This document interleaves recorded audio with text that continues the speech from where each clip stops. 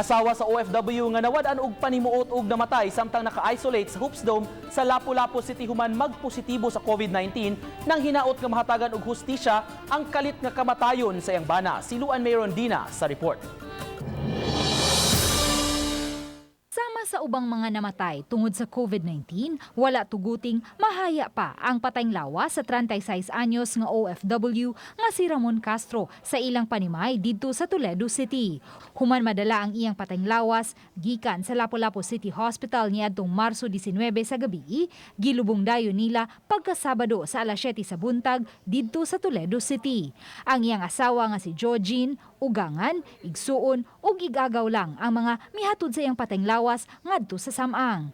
Matod ni Georgine, gibalibara niya ang gitanyag nga tabang sa Lapu-Lapu City Government sa pagpahiluna sa patayng lawas sa iyang bana, kay may pre-need plans man sila. Giangkon hinuon ni Georgine nga wala na siya gibayran pa sa tambalanan.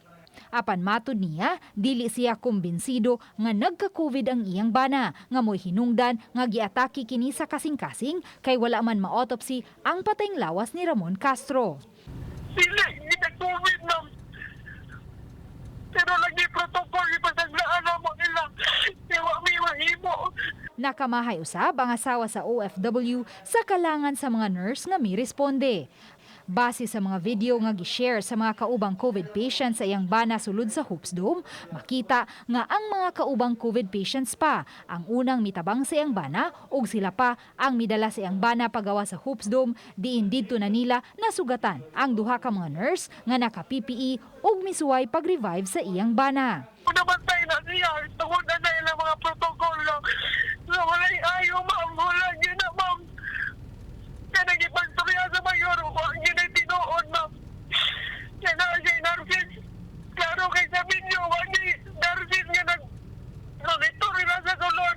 Giangko ni Mayor Junard Ahongchan nga gibalhin na nila ang nurse station haduol sa entrance sa Hoops Dome ug mipatuman na usab sila og mga kausaban sa sistema sa sulod. Bukas usab ang mayor sa unsa may ilusad nga investigasyon subay sa hitabo.